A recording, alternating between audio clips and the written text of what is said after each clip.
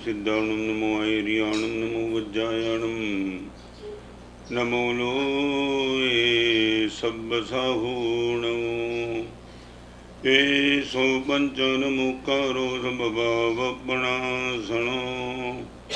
मंगलानंजपे सिंबडमम वै मंगलम् नमो दुर्वार रागादि वैरिवार निवारिणे अर्हते योगीनाथाय महावीराय तायिने जय जगजीवजोनि वियाणो जगगुरु जगानंदो जगनाहो जगबंधु जय जगप्रिया महो भैवम जय सुवाणं बभवो तिथैराणो अपच्छिमो जय जय गुरुलोगाणो जय महप्पा महावीरो ओंकारं बिंदु संयुक्तं नित्यं ध्यायन्ति योगिनः कामदं मोक्षदं चैव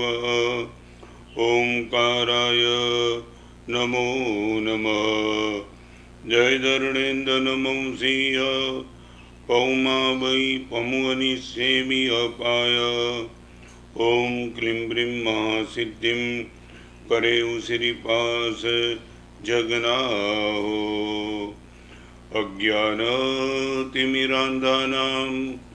ज्ञानाञ्जन शलाकया नेत्रमुन्मीलितं येन तस्मै श्री गुरवे नमः।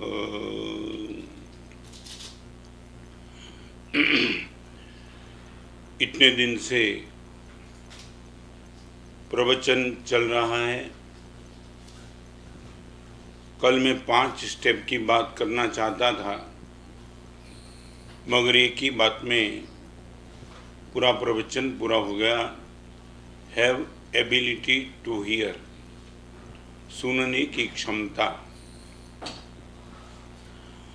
आज एक दूसरे स्टेप की बात करूं, इनके पहले थोड़ा फाउंडेशन बना लूं। दुनिया में कई प्रकार के सुख है। वो सुख सबको चाहिए भी नहीं, सबको मिलता भी नहीं, मगर एक सुख दुनिया में चाहे 14 पूर्वधर हो और चाहे निगोद का जीव हो, उनको इच्छा है कि ये सुख मेरे पास होना ही चाहिए। मैं ऊपर से बात करना चाहूँगा, सत्ता का सुख सभी को नहीं मिलता है और सबकी उम्मीद भी नहीं होती है। शायद झोपड़पट्टी में रहने वाले को या तो करोड़पति होगा, वो भी उसको कभी ये नहीं हुआ कि मैं इस देश का पीएम कब बनूं, मन में भी नहीं है। और उनको मालूम है कि ये सुख पाने के लिए तो बहुत कुछ आगे निकल जाना पड़ता है। सत्ता का सुख सभी को नहीं चाहिए। नंबर 2, सौंदर्य का सुख भी सभी को नहीं चाहिए। चमड़ी चाहे अच्छी मिली नहीं मिली, क्या फर्क पड़ता है, वो अपने आप से वो जीवन मजे से गुजार देता है। संपत्ति का सुख भी सभी को नहीं चाहिए, ना मुझे चाहिए। मुनि जीवन जब से लिया तब से मैं जहाँ बैठा हूँ 1 लाख रुपया पड़ाओगी, 10 लाख पड़ाओगी, आप यदि मुझे बताओ महाराज साहब आप बोलो वहाँ 5 करोड़ का खर्च करना चाहता हूँ, मैं आपको इंगित कर दूंगा, मगर न रखने का सपना भी सोच सकता हूँ। सत्ता का सुख नहीं चाहिए, सौंदर्य का सुख नहीं चाहिए, संपत्ति का सुख भी सभी को नहीं चाहिए, स्त्री का सुख भी सभी को नहीं चाहिए। मुनि जीवन की तो बात छोड़ो, हजारों देशवासी ऐसे हैं, कोई हॉबी किसी के जीवन में है, वो भी तो स्त्री के सुख से दूर रहते। जाने दो यार, कुछ नहीं, पवित्रता के हिसाब से नहीं, मगर वो निग्लेक्ट कर देते। बहुत कुछ काम है जीवन में, ये नहीं, छोड़ो।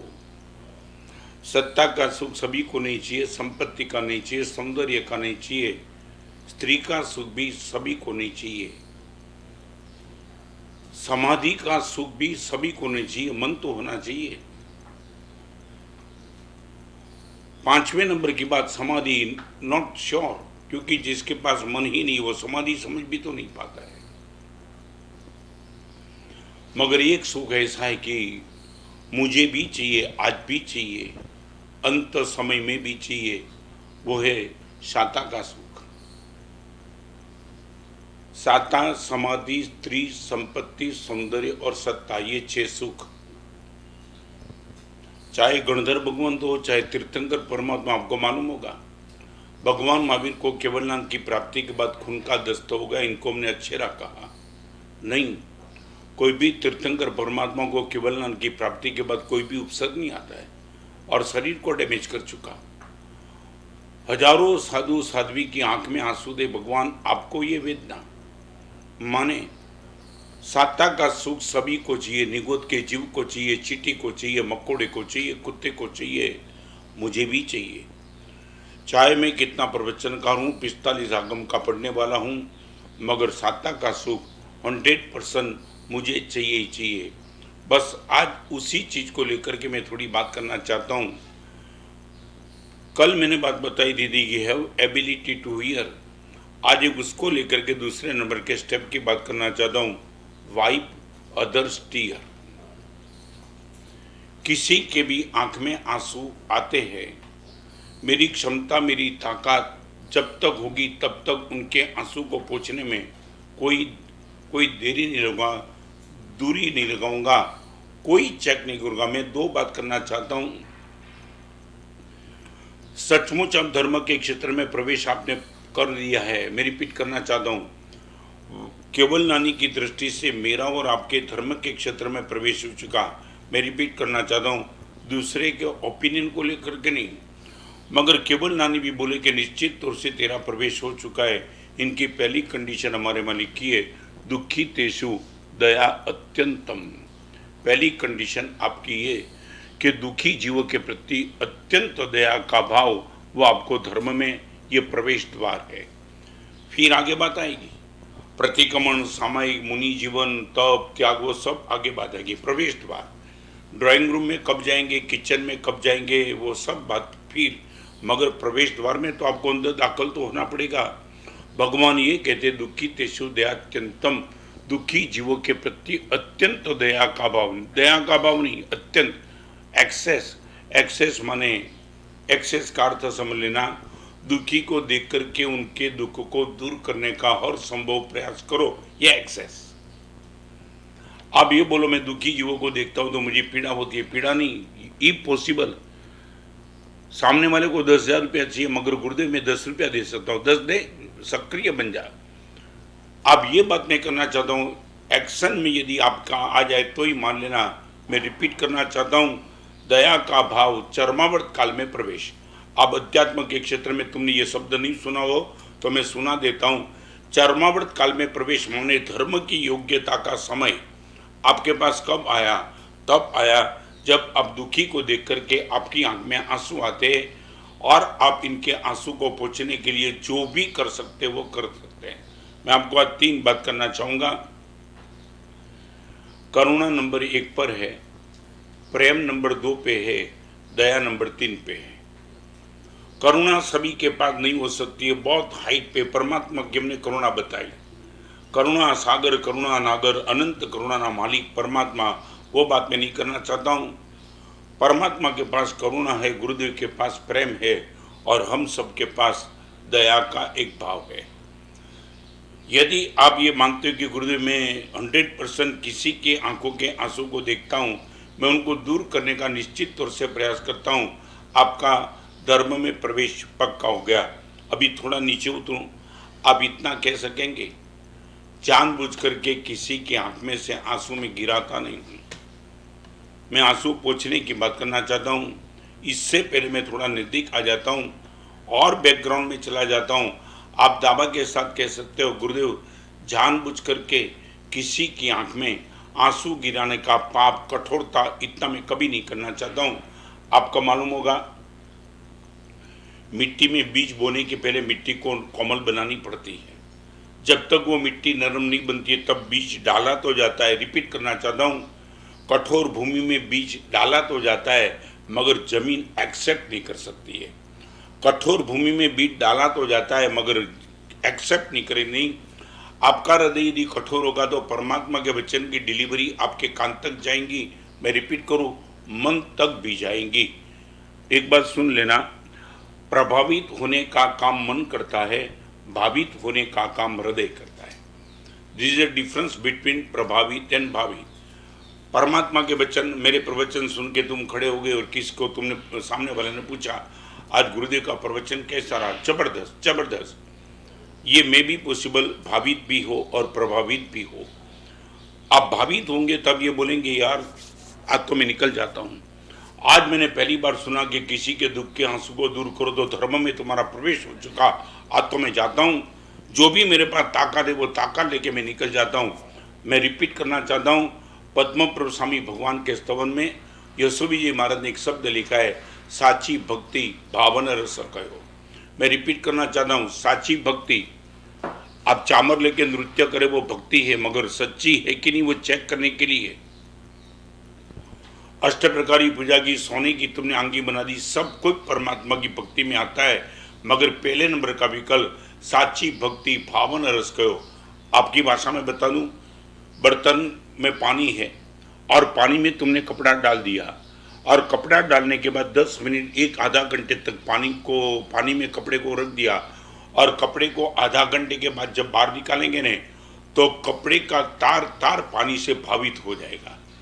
मैं रिपीट करना चाहता हूँ, कपड़े का तार तार पानी से, अब डाला तब कपड़ा हल्का था, जब निकाला तब भारी हो गया। क्यों हो गया? वही कपड़ा था। और बताऊं, सीधा तुमने निकाल दिया कुछ नहीं होगा, दो चार स्पॉट पे कपड़ा गीला होगा, मगर पूरे कपड़े को गीला करना है, आधा घंटा कपड़ा रहेगा और कपड़ा पानी से गीला हो जाएगा। ये है भावित। मैं रिपीट करना चाहता हूँ, जबान में मन में आ जाए तब तक प्रभावित। समोषण में तो कोई भी चला जाता है, समोषण में जाना, समोषण की वृद्धि देख करके वो प्रभावित, और केंद्र में बैठे परमात्मा को देख के पागल बन जाना, वो है भाविकता। आज तक मैंने और आपने धर्म सुना, बताऊं संकेश्वर गए ने क्या अंगी थी, आज कोई विरोध नहीं है। संकेश्वर जाने के बाद तुमने अंगी की इतनी तारीफ की, यार कमाल हो गई, ऐसी अंगी पहली बार मैंने देखी, नजदीक से देखा। जिनकी प्रतिमा इतनी सुंदर वो कितना सुंदर होगा। और ये अंगी के दर्शन करते करते करते तुम घर पे आए और तुमने बोला, पत्नी को बोला है तो तुमने तय कर लिया, बस परमात्मा के शरीर का सौंदर्य देखने के बाद अभी मेरे खुद के सौंदर्य के प्रति एलर्जी आ चुकी है, बस अभी सब बंद। ये है भावितता। मैं रिपीट करना चाहता हूँ, फिजिकल चेंज वो है प्रभावित, केमिकल चेंज वो है भावित। ओनली फिजिकल चेंज ये है प्रभावित, और केमिकल चेंज जब आपके पास होगा तब निश्चित तौर से आप भावित बन जाएंगे। केमिकल चेंज माटे नो रिवर्सिबल। मैं आपको इतना कहना चाहता हूँ, थोड़ा भी दम लगाओ यार, बहुत हो गया। इतने प्रवचन के बाद आप बोलो कि गुरुदेव अभी तो कुछ देख नहीं पाता हूँ। और मैं बताऊँ आपको, पहले भी मैंने बता दिया था, आज एक और कोटेशन आपको बताना चाहता हूँ। धर्मी आत्मा अबजपति बन जाएगा, अबजपति रह नहीं पाएगा। धर्मी अबजपति बन जाएगा, अबजपति रह नहीं पाएगा। रह इसलिए नहीं पाएगा, उनका हृदय में इतने दया का भाव है कि हजारों लोग जब दुखी है तब मेरे पैसे को मैं एफडी में कैसे रख सकता हूँ। मेरे पास ये पैसे की ताकत है, हर एक के आंसू पोंछ लूँ तो फिर मेरे पैसे को रखने की। एक बात बताना चाहता हूँ, सामने वाले की आंख में तुमने आंसू गिरा ये नहीं है, मगर तुम चलते चलते उनके आंसू को देखा, फिर भी तुमने रुमाल तुम्हारी जेब में रखा, ये भी अपराध है। फिर से कहूंगा, सामने वाले की आंख में आंसू गिराने का पाप तुमने नहीं किया, मगर तुम्हारे पास रुमाल था फिर भी तुमने रुमाल से इनके आंसू को नहीं पूछा, वो भी एक तरीके का अपराध है। सामने वाले को दुख देना वो तो पाप है, मगर शक्ति होने के बावजूद भी उनको दुख दूर करने का 1% भी प्रयास नहीं करना, वो भी भगवान की दृष्टि से एक अपराध है। तो आज सेकंड नंबर का स्टेप मैं कहना चाहता हूं, वाइप अदर्स टीयर। तुमने कितनी बार मेघ कुमार का दृष्टांत कितनी बार सुना? धर्मी था क्या? हाथी के भौं में एक खरगोश को बचाने के लिए कितना 1.5 दिन तक पैर खड़ा रख करके बैठा है।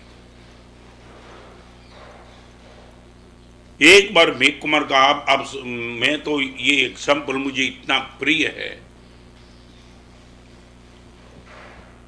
आपके गुजरात में एक रूबिन डेविड नाम का आदमी हो गया, रूबिन डेविड, जिसने किताब लिखी पिंजरनी आर पार, पिंजरनी आर पार। ये किताब मुझे भेजी थी मेरे कल्याण मित्र पूज्यपाद प्रद्युम्न सूरी महाराज ने, कहा था कि रत्न समाज एक बार ये किताब पढ़ लेना। और रूबिन डेविड ने, जब तक वो ठीक ठाक उनके मन में करुणा का भाव नहीं था तब तक शिकार भी किया था, मगर एक दिन शिकार करते वक्त उनको दुखी देखा, पीड़ित देखा, तब उसको लगा ये शिकार नहीं करना चाहिए। और अभी मैं कहना चाहता हूं, एक बार गंभीरता से सुन लेना। वो पीड़ित पशु को देखने के बाद उसने लगा कि मैं एक जू बनाऊंगा। अहमदाबाद ने उसने जू बना दिया। पशुओं को मारने का काम करने वाले इस रूबिन डेविड ने पशु को बचाने का शुरू किया और पशु को प्यार करना शुरू किया। मैंने उनके फोटोग्राफ्स देखे थे। दया का भाव क्या हो सकता है, एक बार फोटोग्राफ देखने से एक तो विश्वास नहीं बिकता था कि ये भी क्या पॉसिबल है। मगर मैं और एक बात आपको करना चाहता हूं, क्योंकि आगे चलना चाहता हूं। और एक दिन ऐसा हो गया, रूबिन डेविड को फ्रैक्चर हो गया था। पिंजर में एक सिंह का बच्चा बंद था और रूबिन डेविड वहां गया था तो फ्रैक्चर हो गया था। तो वो 1 महीने के बाद वो बच्चे के पास गया, युवा हो गया था सिंह का बच्चा। लोग इकट्ठे हो गए थे। रूबिन डेविड पहली बार आ रहे थे अंदर जू में, और पिंजर का दरवाजा था और अंदर अकेला सिंह था। दरवाजा खोल के सीधा रूबिन डेविड अंदर चले गए। लोगों ने बहुत रोका, प्लीज अंदर मत जाओ, सीधे अंदर। और अंदर क्या गए, सिंह सीधा कूदा उन पर। ये दोनों कंधे पर उसने हाथ लगा लिए, पैर लगा दिए अपने। बैलेंस संभालना बहुत मुश्किल हो गया और रूबिन डेविड गिर गए। आप क्या मानते हो, अकेला सिंह पिंजर में बंद, कंधे पर पैर, वह गिर गए। और गिरने के बाद तो फिर पूछना क्या, पिंजर का दरवाजा तो बंद कर दिया उसने, अंदर दो, और हाथ में हंटर उठाया। सिंह समझ नहीं पाया और रूबिन डेविड की आक्रोश इतना था, हंटर से उसको मारा। सिंह को बंद पिंजर में मारना अकेले को, और 3 मिनट हुई होगी और रूबिन डेविड ने देखा सिंह रो रहा है। आकस्मिक नजर गई, वो और चौथा लगाना चाहता था मगर सिंह की आंख में आंसू देखे, फेंक दिया हंटर। एकदम सिंह के नजदीक आके देखा, सिंह तार-तार रोता था। पब्लिक ने बोला बाहर निकल जाओ, बाहर निकल जाओ। इतने बार से पब्लिक चिल्लाई। बाहर जाने की बात छोड़ो, सिंह के नजदीक गए और वो पिंजर के आर पार, ये किताब में लिखा है रूबिन डेविड ने कि मैंने पहली बार लगा पशु के बीच में रहते रहते पशु की भाषा में समझ गया था। और मुझे लगा सिंह रो इसलिए रहा था, मैंने उनको मारा इसलिए नहीं रो रहा था। वो शायद मुझे इतना ही कहना चाहता कि डेविड साहब, आप 1 महीने के बाद आए, मैं आपके बिना रह नहीं पाता था और इसलिए मुझे चिपक के, इसलिए वो रो रहा था।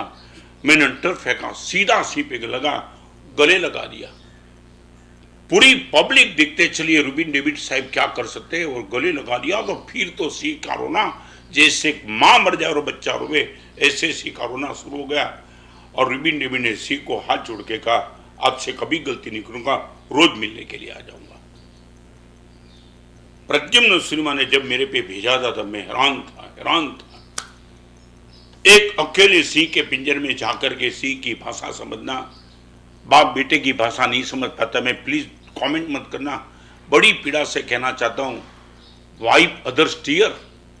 एक सिंह के आंसू को देखने के बाद सिंह के आंसू को पोंछने के लिए एक रूबिन डेविड सिंह के पिंजर में चला जाता है, वेयर वी आर।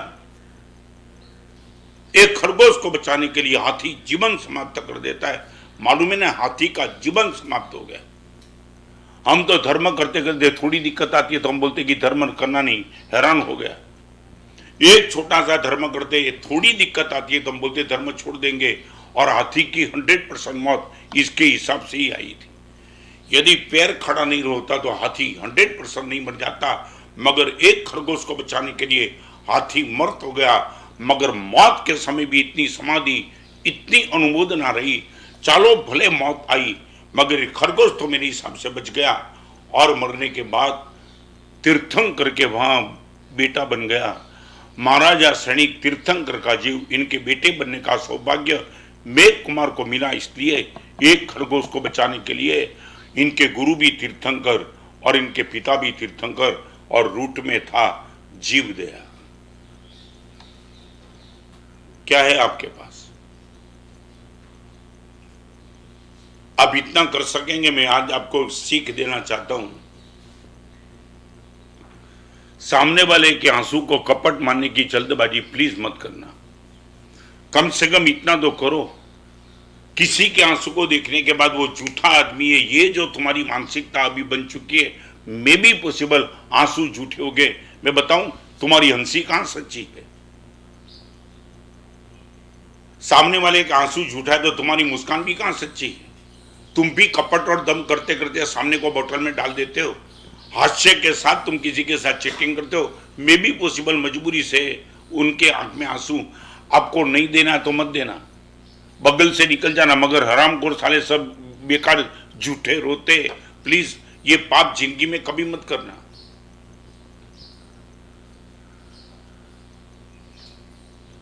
एक बात मैं बताना चाहूंगा, गुजरातीનું એક સરસ મજાનું વાક્ય છે, જાતમાં ભૂસકો મારવા માટે ધોધ થવું પડે છે પાણીને।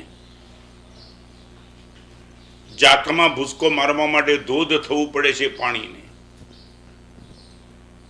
તમે તમારામાં જ કૂદવા માંગો છો તો તમારે થોડી તો પીડા, થોડી तो वेदना वेठवी જ પડશે। और मैं ये कहना चाहूंगा आज आपको, सामने वाले के आंसू को सच मानने के बाद थोड़ा लॉस भी होगा तो क्या लॉस होगा मैं बताऊं? जो चीज मौत के साथ यहाँ रह जाने वाली है उतना ही लॉस होगा ना, तो और तो क्या लॉस होगा? 10 रुपया 20 रुपया आप इतना तो पक्का कर दो, आप इतना तो पक्का कर दो कि 50 रुपये तक तो किसी के आंसू को झूठा मानने का पाप नहीं करूंगा। यदि ओनली 50 सामने वाला 50 रुपया की डिमांड करके ही बैठा है, उनको 50 रुपये में उनके आंसू शांत हो जाते। मैं 3 साल के पहले दिल्ली में एक लड़का था, किसी ने मुझे बता दिया, मैं तो हैरान था। दिल्ली का लड़का वो निकल पड़ा। वो जमाने की बात, 1000 की नोट, करीबन 50 नोट इनके पास थी, और वो भिखारन के पास जाके बैठ गया। 90 साल की भिखारन थी। मां कैसी हो? मजे में। भगवान को मानती हो? उनके मुंह में दांत भी नहीं थे। वो चेहरे के मुस्कान के साथ बोलती है, हाँ मानती हूँ ना, भगवान को तो मानती हूँ। कैसे? 90 साल की इस उम्र में तुम भीख मांगती हो और भगवान कैसे? बेटा तुझे मालूम नहीं, वो पैंट शूट पहन के निकल चुका था ये लड़का, और वो माँ ने इतना कहा कि देख बेटा एक बात बताऊं, मैं भिखारन निश्चित हूँ, मगर इतने साल से भीख मांगती हूँ, भगवान नहीं होते न। भीख मांगना वो भगवान की गलती नहीं है, मेरी भी गलती नहीं है, जो भी भगवान ने मेरे लिए बनाया होगा। मगर एक बात मैं कहूँगी, घर से निकलती तो भूखी थी, मगर आज तक कभी रात को भूखी सोई नहीं। भगवान है, मुझे कभी भूखा सुलाता नहीं है। और ये लड़के ने अपनी जेब में से 1000 रुपया दे करके माँ को दे दिया। तुमने वो देखा नहीं? माँ ने गुजरात में हसो तो तुमने खबर से केवा टचाका फोड़े। वो जमाने में, वो 3 साल के पहले माँ ने बेटे के सर पे हाथ रख दिया कि वो तो कॉलेजियन टॉप कपड़ा पहन के बैठा था, मगर 90 साल की भिखारन के चरण में झुक गया। वो उनको लगा मेरी माँ मिल गई। 1000 देने के हिसाब से भगवान तुझे सुखी करे, करोड़पति बना दे, इतने आशीर्वाद। वो निकल पड़ा। बैसाखी लेके भीख मांगता था आदमी, बैसाखी लेके, एक पैर कटा हुआ था, उसको रोक दिया। भगवान को मानते हैं, मानता हूं ना। दोनों ये एक पैर तो तेरा कट गया, तुम्हें मालूम नहीं? एक्सीडेंट ऐसा हुआ था तो दोनों के पैर कट जाते, मगर भगवान की करुणा एक बचा लिया, 1,000 उनको दे दिया। आपको आपने ये कभी सुना ही नहीं होगा, तुमने तुम्हारी दुनिया ही सुनी है। और मैं आपको बताना चाहता हूँ, 6 घंटे में ये आदमी 50 लोगों को मिला, गरीब, कमजोर, विकलांग, दिव्यांग, पागल, ऐसे लोगों को, करोड़पति किसी को नहीं, सब भिखारी को, रोड पे सब्जी वाले को, रेकड़ी वाले को, सबको बस एक ही प्रश्न था, परमात्मा को मानते हैं, भगवान है इसलिए तो सब कुछ चलता है, दुख है तो भगवान दुख को सहन करने की ताकत भी तो देता है। और इतना करते करते शाम को 4 बजे तक वो लड़के ने 50,000 रुपया 50 लोगों के बीच में बांट दिया। और बांटने के बाद पूरे हिंदुस्तान के लोगों को मैसेज दे दिया, तुम्हारी जितनी भी ताकत है वो रुपया लेके निकल जाओ, चाहे 10 रुपया तो 10 रुपया, रोज ऐसे 50 आदमी को तुम 10 तो देते चलो। यू हैव, है आपके पास ये ताकत। हर आदमी झूठ है। करोड़ों रुपए के मालिक होने के बावजूद भी तुम मानते हो कि गुरुदेव मेरी ताकत से मैं पैसा कमाया, और ये 90 साल की भिखारन बोलती है भगवान की कृपा है मैं कभी भूखी। तुमने कभी भगवान को याद किया? मैं आपको पूछना चाहता हूं, मांस खमन करना तुम बोलते हो देव गुरु की कृपा, तुम करोड़पति बने, तुमने कभी बोला देव गुरु की कृपा? क्यों? धर्म करने में देव गुरु की कृपा आती है, संसार में नहीं आती है क्या? गुरुदेव इतने माहौल के बीच में भी मेरा बिजनेस चलता है, देव गुरु की कृपा है। क्यों ये बोलने में, ये मानने में दिक्कत क्या है? एक भिखारन ये बोल सकती कि गुरुदेव भगवान नहीं होते तो मैं भूखी सो जाती, भगवान है। इतनी गरीबी के बीच में भगवान को गाली, ये कई लोग आज के बुद्धिजीवी सड़े हुए भेजा वाले आज कई लोग बोलते हैं भगवान होते तो कोरोना क्यों आया, तेरा बाप का करोगा क्या? भगवान होता तो कोरोना क्यों आया? ये भगवान को गाली देने वाले, इनको तो कोरोना नहीं था तब भी उनको भगवान के प्रति एलर्जी थी। वो तो यही मानते कि हम सब पूरी दुनिया में ताकत वाले हैं। ये लोग ये बोलते कि ये भी कोरोना आया तो धर्मी आत्मा भी हॉस्पिटल में जाता है, तो मैं ये बोलता हूं कोरोना नहीं आया तो भी तो हॉस्पिटल में जाना क्या गलत है? तो जिसके जो काम जिसका है, मैं साधु होने के बाद भी बीमार होऊंगा तो मंदिर में नहीं जाऊंगा, हॉस्पिटल में जाऊंगा, उसमें क्या भगवान को मैंने मानना का गलत कर दिया? मेरे शरीर में रोग है तो मैं रोग जहां शांत होगा वहीं जाऊंगा ना, तो मैं वहीं जाऊंगा हॉस्पिटल में। मानो इसलिए मैं नास्तिक बन गया, भगवान को छोड़ दिया, भगवान के प्रति मेरी श्रद्धा कम हो गई क्या? तुम तो ये कमाल की बात बोलते हो। अबजपति आदमी बाजार में जाने के बजाय संडास में गया तो लेटरिन लगेगी तो संडास में जाएगा, कहां जाएगा? आपको धर्म नहीं करना है तो मत करो, गाली देने का तो पाप बंद करो। हजारों लोग तुम्हारे सामने हॉस्पिटल में मर गए, तुम अभी तक बचे हो। देव गुरु की प्रसाद तुम्हारे जीवन में आती नहीं। मैं तो रोज सुबह हमारे वहां ठाणंग सूत्र रिपीट करना चाहता हूं, आगम का सूत्र है ठाणंग, उसमें एक शब्द लिखा है शरीर भी तेरा उपकारी है। रिपीट। हम रोज रात को सोने के पहले भगवान की उपकार मांगते, गुरु भगवान का उपकार मांगते, धर्म का उपकार भी मांगते, और मैं खुद मेरा शरीर का भी उपकार मांगता हूं।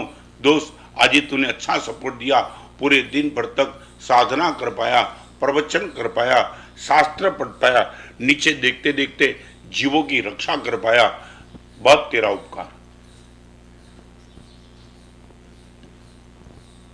Wipe others tear. एक मैं आपको आज कहना चाहता हूं, यदि कोरोना का माहौल जब भी खत्म हो जाए, अभी नहीं मगर जब लगे आप सेफ हो, 1,000 रुपया लेकर के 50 आदमी को, एक लड़का यदि 1,000 दे सकता है, कभी 10 रुपया लिखे तो निकल जाओ, और बिना पूछे चेक के बिना 10-10 की नोट, आपको जो भी ठीक लगे। और मैं दावा के साथ आपको कहना चाहूंगा, एक दिन तुमने ये प्रयोग किया ना, रात को तुम्हारा कॉन्शियस के साथ तुम्हें लगेगा आज क्या आनंद आया। मैं रिपीट करूंगा, 5 लाख के प्रॉफिट में तुम्हें जितना आनंद नहीं पाया होगा, उतना आनंद किसी गरीब के आशीर्वाद तुम्हें मिले होंगे और तुम धन्य बन गए होंगे। कमाल हो गया, मेरा काम बन गया।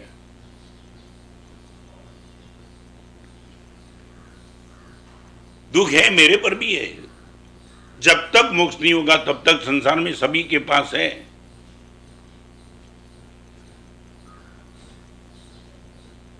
પોતે 70 પ્રોબ્લેમ લઈને ફરતા હોય, પોતે 70 प्रॉब्लम लेने फरता हो तो पूछे तने केम छे। हाँ, कई लोग इतने मर्द के बच्चे होते हैं, आप इनके पास जाओ तो वो अपने खुद के प्रॉब्लम की बात नहीं करेंगे, ये ताकत चाहिए ना। और कई लोग तो बिना प्रॉब्लम रोते ही रहते हैं। आज के माहौल में बताऊं, कई लोग ने मंदी के नाम से अपना पेमेंट डुबा दिया है।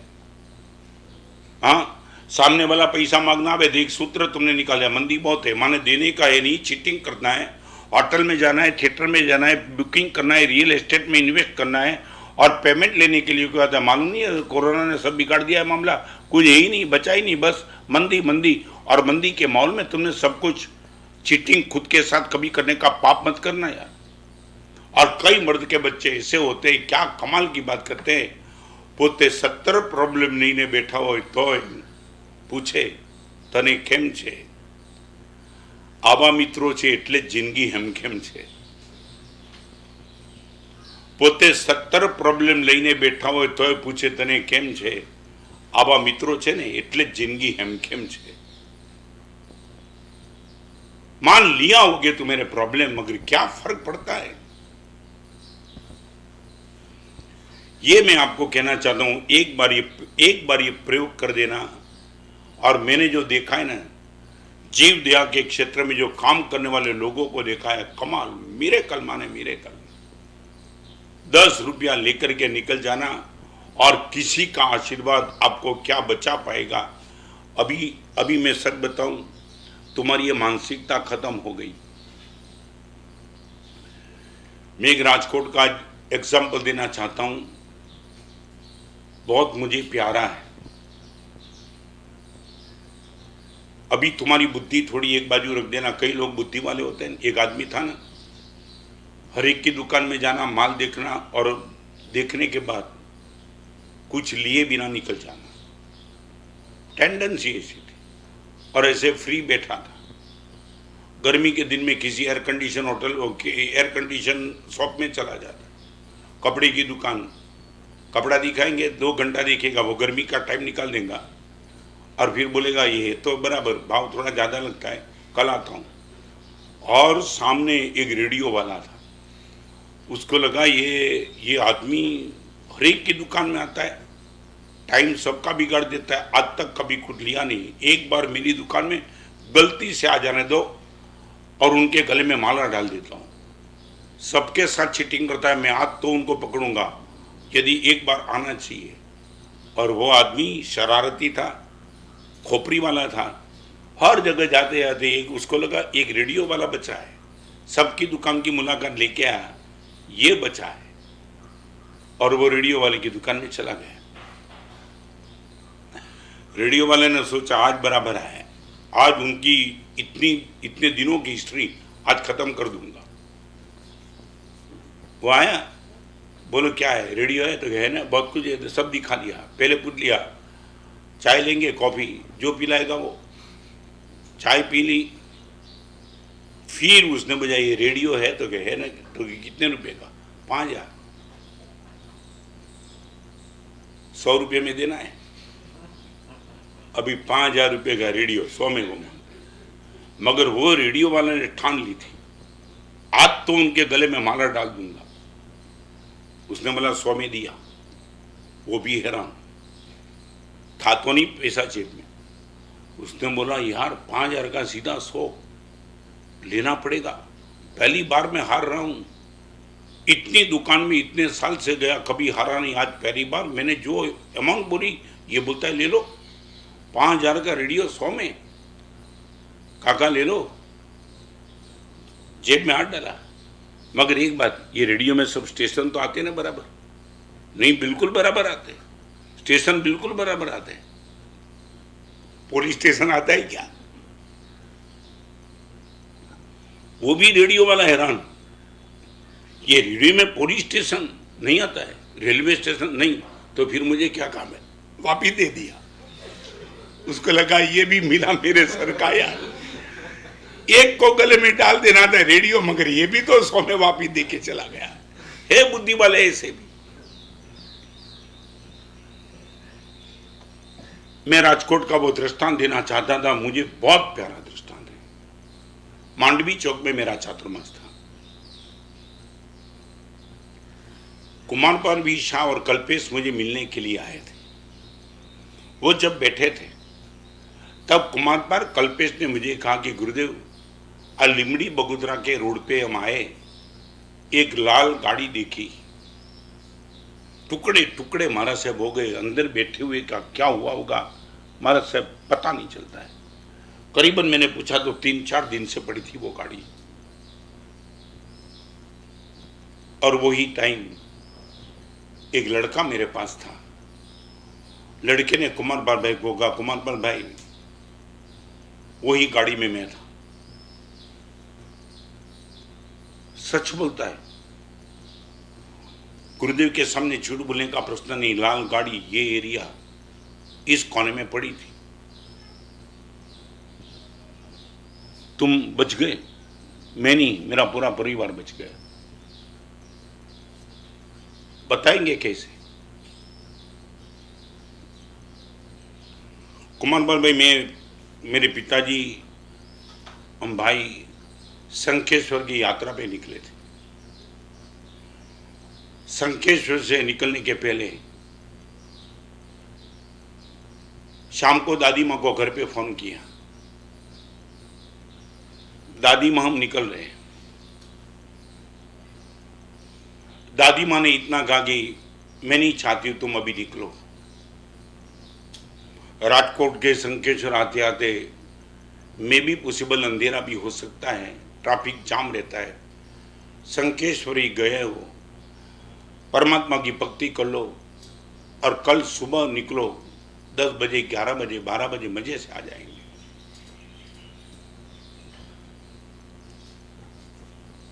તમારી ભાષામાં તમને કહું, એક સમય હતો જ્યારે આપણા મોઢામાંથી શબ્દ નીકળતો હતો, ગરડાના પુણ્ય આડા આવ્યા, અમારા વડીલના પુણ્ય આડા આવ્યા, આડા આવ્યા, આડા, તમારા પાપ આડા આવે એવા છે। તમારો દીકરો એમ કહેશે કરો મારા પિતાજીનું પુણ્ય આડું આવ્યું। तुमने किया है कोई ऐसा जिंदगी में कि आपका बेटा बोलेगा पिताजी ने गुरुदेव पुण्य किया था ना, आज मैं बोल सकता हूँ, हम सब साधु बोल सकते कि आज हम बचे तो हमारे गुरुदेव की कृपा थी। प्रलोभन भी इतने आए मगर पापी नहीं बन पाए, गुरुदेव ने बचा लिया। पीड़ा भी बहुत आई, असमाधि नहीं हुई, गुरुदेव ने बचा लिया। बहुत कुछ ऐसे कदम कदम पे लगता है कि गुरुदेव का पुण्य बीच में आ रहा है। ये शब्द था पूर्व के जमाने में, कोई भी लॉस होता था तो सीधा बोलता था वडील ना पुण्य आड़ा आया। और वो लड़के ने कुमार पाल को जो कथा बताई, मैं सुन के हैरान था। कुमार पाल भाई दादी ने ना बोला, शाम को मत निकलो। मेरे पिताजी ने भी बोला कि माँ ना बोलती है। पापा, दादी माँ उम्र लायक है ना, डाउट होता है, जिस पर प्रेम ज्यादा होता है डाउट भी होता है। हम निकल जाएंगे सेफ साइड, ड्राइविंग अच्छा करता हूँ, कोई दिक्कत नहीं है। और महाराज साहब दादी माँ को ना कहने के पहले हम निकल गए, मगर एक बात, निकलने के पहले दादी माँ को बता दिया, दादी माँ 6 बजे हम स्टार्ट हो रहे हैं। फिर दादी माँ कुछ नहीं बोले। और लिमड़ी बगोदरा हाईवे पे आए, न मालूम रात हो चुकी थी, हेडलाइट सामने सामने आ रही थी और कैसे टक्कर लग गई मालूम नहीं। मेरी माँ में हम 2 भाई गाड़ी से सीधे बाहर फेंक दिए। कमाल हो गई है, इस और हम गए, ट्रैफिक इस और भाग रहा था। टुकड़े टुकड़े गाड़ी के हो गए मगर हम गिर गए, थोड़े इंजर हो गए। रात को करीबन 3 बजे होगा, ड्राइवर था ही नहीं। गाड़ी को वहां छोड़ करके रोड पे खड़े खड़े कितने लोगों को हाथ हिलाया। तब एक भाई ने हाथ गाड़ी खड़ी रखी, एक में मैं बैठा, एक में मेरे पिताजी बैठे, और बड़ी मुश्किल से सबसे पहले राजकोट घर पे मैं पहुंचा। मैं लाइव एग्जाम्पल इसलिए बताना चाहता हूं कि तुम्हें भरोसा बैठ जाए कि गुरुदेव आज के जमाने में भी ये चमत्कार मानो तो। और गुरुदेव सुबह करीबन 5 बजे घर पे पहुंचे। सबसे पहली एंट्री मैंने ली, दरवाजा खटखटाया, दादी माँ आवाज लगाई, दादी माँ दिखे नहीं। ड्राइंग रूम में न दिखे, किचन में न दिखे। बंगला था गुरुदेव बहुत बड़ा, ये कुमारपाल भाई और कल्पेश बड़े लगाव के साथ सुन रहे थे। फिर क्या हुआ, फिर होना क्या था? बहुत सोचा। रोज तो दादी माँ 7-8 बजे के पहले नींद नहीं उड़ती थी दादी माँ की, सी वॉज द ओल्ड। तो 5 बजे दादी माँ कहाँ होगी? और अंदर गया, पूजा के रूम में पार्श्वनाथ भगवान के सामने दादी माँ माला गिन रही थी।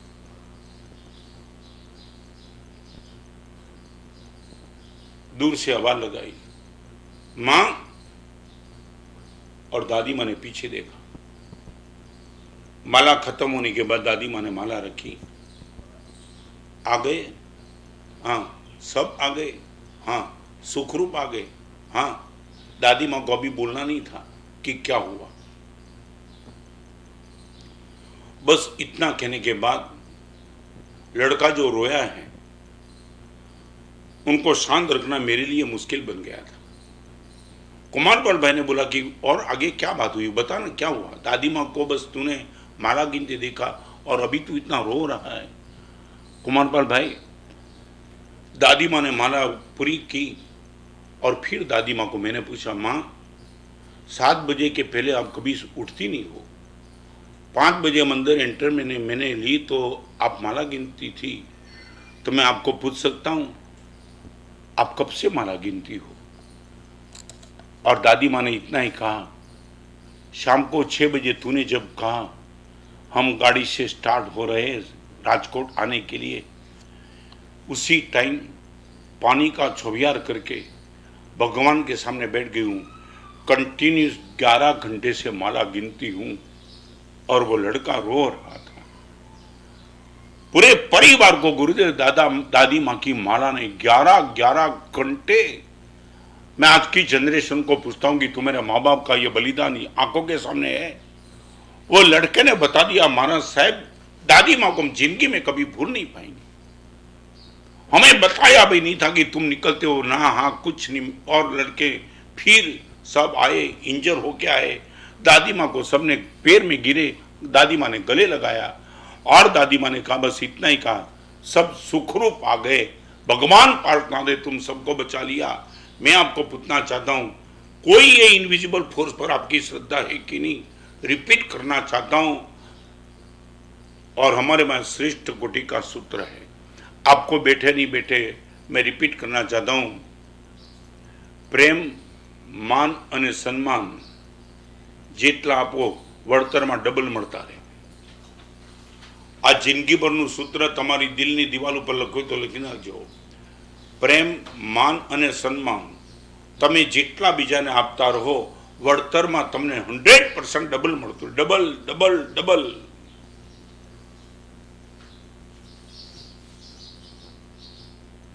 यदि तुमने किसी का अपमान किया आएगा डबल। प्रेम, सम्मान અને અપમાન તમે જેટલું બીજાને આપશો એટલું ડબલ મળશે વળતરમાં। ચંડક સિંહને પ્રેમ આપ્યો, એક રૂબિન ડેવિડે સિંહને પ્રેમ આપ્યો। કેવો પ્રેમ, કેવો પ્રેમ! एक जंगली मां जंगली गणातो, क्रूर मां क्रूर गणातो सिंह, ये भी यदि रूबिन डेविड को प्रेम कर सकता है।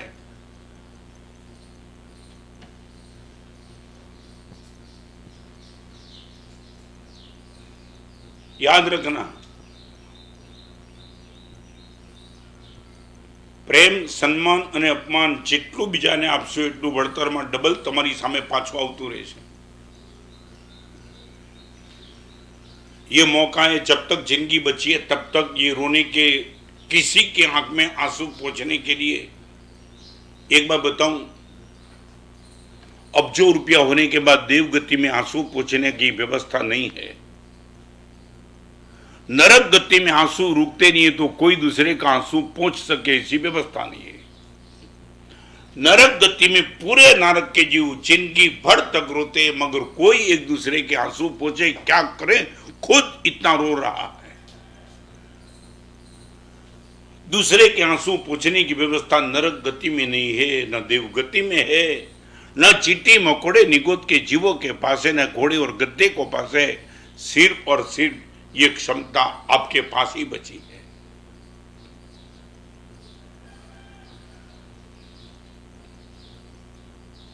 एक कदम गलत उठा गया नासमझी में,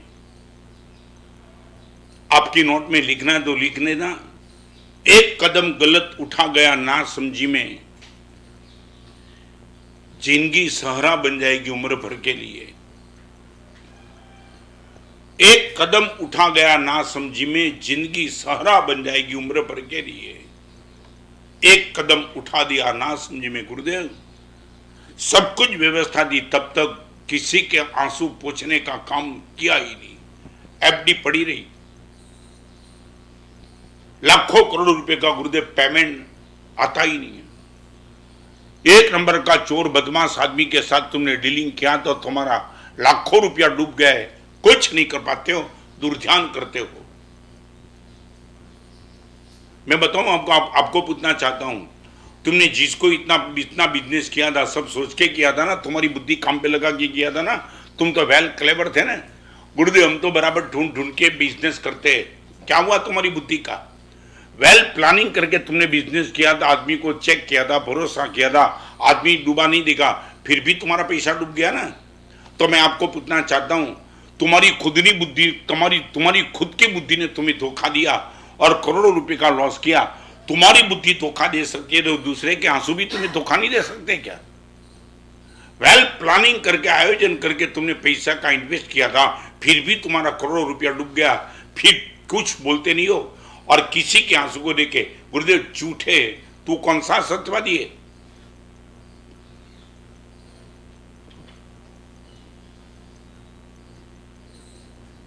मैं आपको ये धर्म का प्रवेश द्वार बताना चाहता हूं। मैं आपको बताऊं, उपास में गीतांजलि उपास है ना, हमने दरवाजा बंद रखा है अभी कोरोना के माहौल से, सब नो एंट्री फॉर ऑल। यदि प्रवेश द्वार में ही तुम्हारा प्रवेश नहीं हुआ तो तुम मेरे तक तो कैसे पहुंचेंगे? किसी के आंसू पोंछना वो धर्म के क्षेत्र में प्रवेश द्वार है, यही नहीं होगा तो तुम्हारी मंदिर की पूजा और अष्टप्रकारी पूजा, सामायिक और प्रतिक्रमण कितनी ताकत रखेंगे, लाख रुपए का प्रश्न है।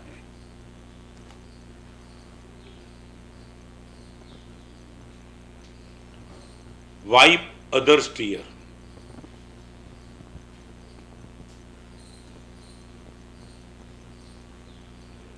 और मैं ये चाहता हूं, एक बात बताऊं, आपके पास दो अपॉर्चुनिटी आ सकती है। किसी के चेहरे पे मुस्कान ला दो, नंबर 1 की अपॉर्चुनिटी, और दूसरे नंबर में किसी के आंख के आंसू पोंछो, वो दूसरी अपॉर्चुनिटी। दो ताकत, फिर से कहूं, किसी को सुख दो, वो 1 नंबर का धर्म, किसी के दुख को दूर करो, वो 2 नंबर का धर्म। धर्म दोनों है। आज आपके सामने सेकंड नंबर की अपॉर्चुनिटी बहुत ताकत रख के आई है। सबके चेहरे पे मुस्कान न भी ला सको, मगर जिसकी आंख में आंसू, उनके आंसू पोंछने का काम आज कर सकते हो। और आज के समय में कोरोना के माहौल में आम पब्लिक का बिजनेस जब टूट गया है, नौकरी टूटी है। मैं बंबई में बैठा हूं, कई लोग मेरे पास आते हैं, एमजे मार्केट, स्वदेशी मार्केट, मंगलदास मार्केट, नागदेवी सब खुल गया है, मगर वो बोलने वाले बोलते हैं गुरुदेव डोंबिवली रहता हूं, ट्रेन बंद है, कैसे जाऊं, बैर नहीं कर सकता हूं, टैक्सी में जाना जमता नहीं है, बस हाउसफुल जा रही है। तुमने ऐसे लोगों की पीड़ा तुमने कभी देखी कि कैसे वो गुजारा करते होंगे? मैं फिर से कहना चाहता हूं, सामने वाले के चेहरे पे मुस्कान लाने की अपॉर्चुनिटी कब आवे ना आवे आप जानो, मगर अभी आपके सामने वाले के आंसू पोंछने की बहुत बड़ी अपॉर्चुनिटी है। और एक बात बताऊं, किसी के चेहरे पे हास्य लाने के लिए अमाउंट थोड़ी ज़्यादा चाहिए, आंसू पोंछने के लिए छोटी अमाउंट भी काफ़ी है, काफ़ी। आप 10 रुपया से भी किसी के आंसू पोंछ सकते हो। मुस्कान लाने के लिए शायद मैं भी पॉसिबल 1 लाख रुपया देना पड़े, आंसू ही पोंछना है ना, कर तो दो, एक बार प्रयोग तो कर दो। आज का प्रवचन में आपको ये कहना चाहता हूं, कल ही मेरे पास एक भाई आए थे,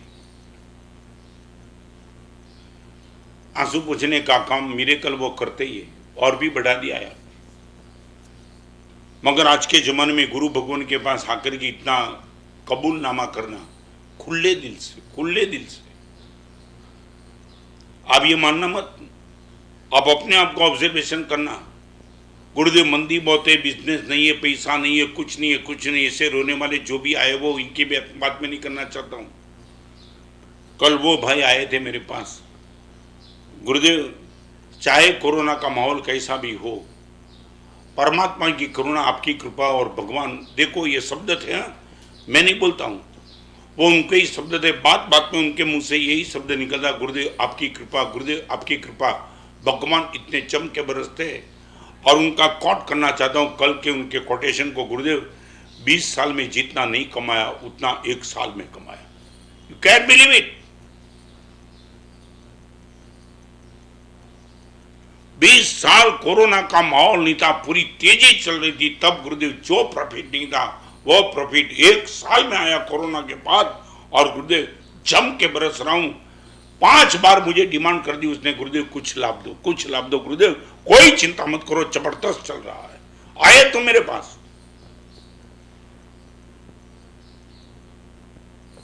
सब तुम लॉस में जा रहे हो क्या? दान करने के लिए आना तो गीतांजलि का दरवाजा आपके लिए खुला है, मिल जाना मुझे, मैं बोलूंगा आने दो उनको। गुरुदेव 5 करोड़ की एफडी है, एफडी तोड़ने का मन है, गुरुदेव लाभ दो। मैं पूछूं आपको, आपने एफडी क्यों की थी? कुछ दिक्कत आवे तो, आप पर दिक्कत नहीं, सब पर दिक्कत है, तोड़ दो।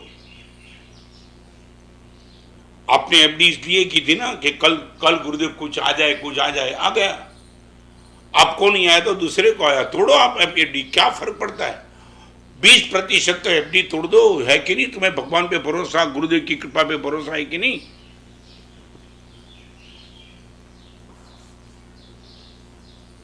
रोज सुबह होती है और अलग अलग समाचार मिलते हैं। मैं रिपीट करना चाहता हूं, दान करने वाले के भी समाचार मिलते हैं और साधर्मिक की स्थिति भी ऐसी है, कुछ कर नहीं पाते, चारों ओर। कल अमेरिका में भी ये काम इतना जबरदस्त होने जा रहा है। परसों अमेरिका से मेरे पर मैसेज था, गुरुदेव हम भी तो अमेरिका में बैठे हैं। 2 दिन के पहले बहरीन से मैसेज था, यहां भी गुरुदेव साधर्मिक भक्ति के लिए बहुत कुछ कर सकते हैं, सिर्फ हमें विगत भेज दो और फिर हम भी तो चमके बरसते हैं। पूरी दुनिया में, अमेरिका में, बहरीन में, तेहरीन में, हांगकांग में, हर जगह साधर्मिक भक्ति के लिए काम हो रहा है। एक बात मैं कहूंगा, याद रखो, તમે જિંદગી ભર માટે યાદ રાખો, તમારા વિના પણ બધા સુખી થઈ શકશે, પણ તમે સુખથી વંચિત રહી જશો। તમે નહીં માનતા કે તમારા હિસાબે બધું, नहीं, આ દુનિયામાં કોઈના बिना कोई अटक्યું નથી। सबके बिना सब कुछ मजे से चलेगा, मगर तुम रह जाएंगे। एक इतना बड़ा मौका आया है आपको, पुण्य बंध का, पुण्य उदय का मौका बहुत आया। आज आपके सामने पुण्य बंध का मौका आया है और ऐसे टाइम में सब तुम बहुत चेक करेंगे, कुछ मत चेक करो यार, आपकी बुद्धि है ना मार डालेगी। बुद्धि का प्रयोग तुमने बहुत किया, फंसाएगी। यहां तुम रोक दो और कहां पेमेंट तुम्हारा डूब जाएगा, बिल्कुल इतना ही रहेगा। कितना और भी बताऊं, आप एक काम कर सकते, जितना डूबा है ना उतना 50% डोनेशन दे दो मुझे। आपका पेमेंट जितना रुक गया उसका 50% मेरे पास आकर के दे जाओ। तुम्हारी बुद्धि ये बोलेंगी गुरु जी डुबाए तो दे दे, तो कमाया वो दे दो। आपको मालूम नहीं, बरसों पहले मैं बुद्धि की बात करके प्रवचन को विराम दूंगा, मगर बुद्धि वाले मार खाएंगे। एक लड़का था ना, बड़ौदा में था, उसने बोला कि मेरे पास टैलेंट इतनी जबरदस्त है, ट्रेन में चाहे कितनी भी भीड़ हो, मैं खिड़की के पास पहुंच जाता हूं, सबको पहुंचा देता हूं विदाउट रिजर्वेशन। तो इनके मित्र को भरोसा नहीं आया, सारा बुद्धि का इतना ताकत वाला आदमी। उसने बोला एक काम, मैं जब मेरी बुद्धि का प्रयोग करूं ना, तब आप किसको कमेंट नहीं करना है, तो मार खाएंगे, मेरे पे छोड़ देना। तो उसने बोला ठीक है। ट्रेन आई, भीड़ जबरदस्त, और ये 4 मित्र के साथ घुसा अंदर। अरे घुसने की जगह नहीं थी तो अंदर, और वो क्या, उसने बोला पहले बोल दिया था अंदर दाखिल होने के बाद कोई कमेंट नहीं करेगा, और वो जैसे ही दाखिल हुआ जोर से चिल्लाया साहब, और डिब्बे में जो लोग थे उतरने लगे, 1 2 3 4 5, और ट्रेन बड़ौदा रुकने वाली थी 10 मिनट, 10 मिनट में पूरा डब्बा खाली, सब उतर गए। और ये 4 मित्र के साथ वलर का खिड़की के पास बैठ गया, दरवाजा बंद करो, सुबह बॉम्बे सेंट्रल आ जाएगा। खिड़की बंद, दरवाजा बंद, सो गए। उनको लगा यार कमाल है, तेरी बुद्धि ने कर दिया कमाल, सांप था ही नहीं और तूने सबको उठा। मैंने बोला, उसने बोला यही तो मेरी बुद्धि की कमाल है ना, देख लिया ना तुमने। और फिर 5 बजा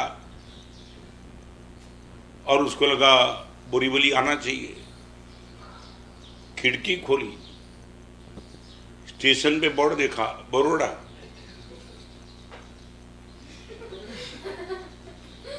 वो हैरान हो गया, बोला बड़ौदा से तो हम बैठे और ये तो बड़ौदा ही दिखाई पड़ता है, बोरीवली कहाँ है यहाँ। उनके मित्र को उठाया, यार तो बड़ौदा ही है। जमला हुआ क्या, दरवाजा खोल दिया और सीधा उतरा नीचे, स्टेशन देखा बड़ौदा ही था। वो हैरान, बंबई जाने वाली गाड़ी में हम बैठे थे, सबको उतार दिया और हम बैठे, तो ये तो बड़ौदा ही बैठा है। स्टेशन मास्टर के पास गया और पूछा ये क्या है, ये बड़ौदा है क्या? तो उसने हाँ ये डिब्बा, उसने बोला यही डिब्बा बराबर था, जा रहा था, मगर रात को मैसेज आया कि डिब्बे में सांप है, इसलिए डिब्बे को हमने काट दिया, बाकी सब गाड़ी गई, ये डिब्बा यहाँ ही रखा क्योंकि अंदर सांप था।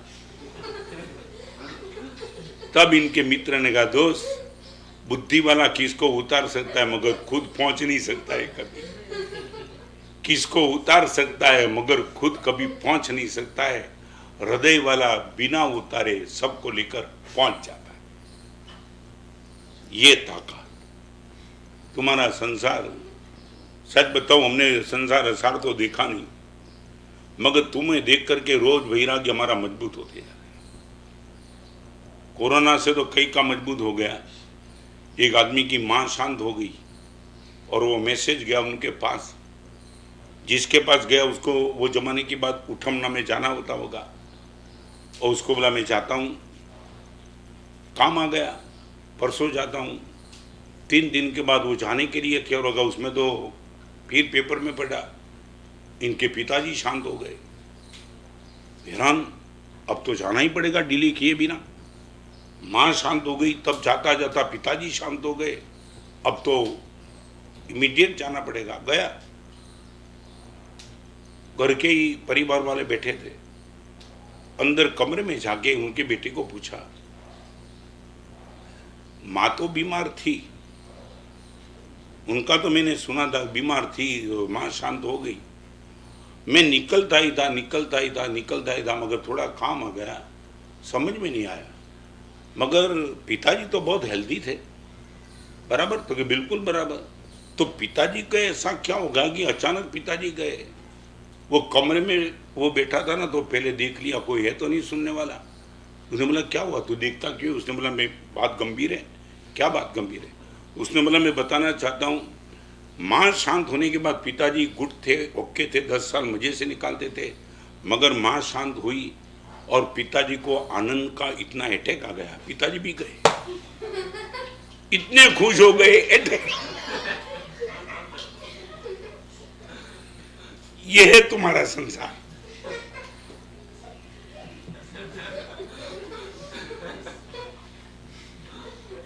अगले जन्म में भी हम तुम्हारा संसार नहीं चाहते, ये तो बराबर है।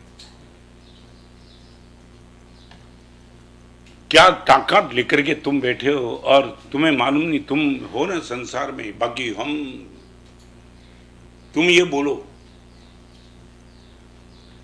कई लोग मुझे पूछते गुरुदेव, बार बार आपके मुंह से गुरुदेव का नाम क्यों आता है? मैं सच बताऊं, विस्मरण उनका होता है जिनका स्मरण करना पड़ता है।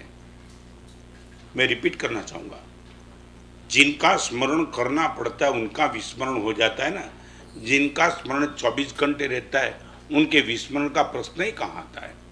भोजन का विस्मरण हो सकता है, ऑक्सीजन का विस्मरण कहाँ? मौत आ जाए, तो गुरुदेव वो स्थान पे बैठे, ऑक्सीजन के स्थान पे। मैंने किताब भी लिखी थी ऑक्सीजन की, नाम ही टाइटल है ऑक्सीजन। तो आज मैं आपसे कहूँगा, कोरोना के माहौल में चरमावर्त काल में प्रवेश करने के लिए सर्टिफिकेट भगवान की ओर से आपको, भगवान महावीर की ओर से मिल जाएगा। गणधर भगवान की ओर से आपको स्टैंप, रबर स्टैंप पे लिखा जाएगा, आपका धर्म के क्षेत्र में आज प्रवेश हो चुका है। यदि आपके पास किसी के आंखों के आंसू पोंछने की पूरी मानसिकता और सक्रियता है तो कौन नहीं चाहेगा। अमेरिका जाना है, वीजा चाहिए, ट्रेन में जाना है, टिकट चाहिए, प्लेन में जाइए तो प्लेन की टिकट चाहिए। और ये अध्यात्म के क्षेत्र में प्रवेश करने की टिकट सिर्फ इतनी, किसी के आंखों, किसी के चेहरे पे मुस्कान न भी लाओ, मगर आपकी आंखों के सामने आंसू दिखाई पड़ते हैं और 10, 20, 30, 40, 50 रुपया पानी का ग्लास।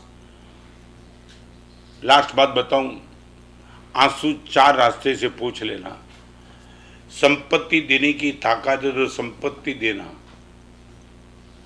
यदि उसमें तुम कमजोर पड़ सकते हो तो सामने वाले को शब्द देना। शब्द, मैं हूं ना। तीसरे नंबर में समय देना। और चौथे नंबर में शरीर देना। आपको यह लगेगा कि पैसा ही देना, मैं पैसे नहीं, 4 क्षेत्र में आप किसके आंसू पोंछ सकते हो। नंबर 1 संपत्ति का दान, नंबर 2 शब्द का दान, नंबर 3 समय का दान और नंबर 4 शरीर का दान।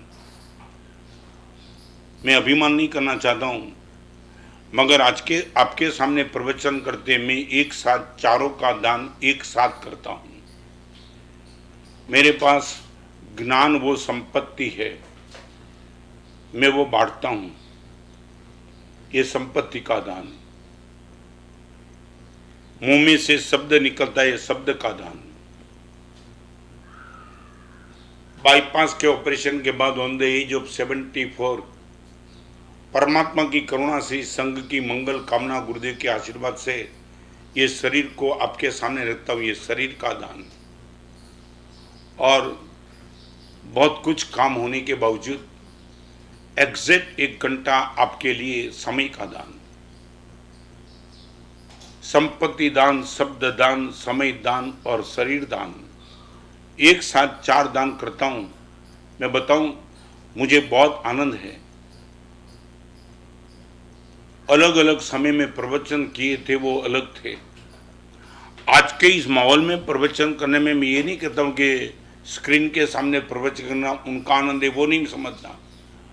मगर एक बात बताना चाहता हूं, इस प्रवचन के माध्यम से, ये रोज के चलते हुए प्रवचन के माध्यम से अलग लोगों ने प्रवचन सुना। और अभी तक ये प्रवचन सुनने के बाद कम से कम साधर्मी भक्ति में अलग लोगों ने सब होकर के 10 करोड़ से ज्यादा रुपए का सदव्यय किया। More than 10 crore.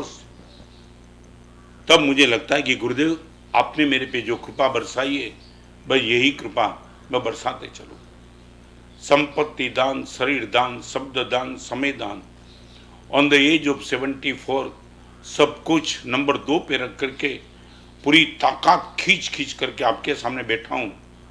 तो आपके पास भी जो ताकत बची है, कहीं आपके बाजू में पता चलता है कि झोपड़पट्टी में किसी को कोरोना हो गया है, और मैं ये नहीं कहना चाहता हूं आपको ये पता चले उनके पिताजी को जनरल हॉस्पिटल में ले गए, आप यदि पैसा नहीं दे सकते तो कुछ नहीं, उनके बेटे को 2 दिन का अनाज तो भिजवा दो।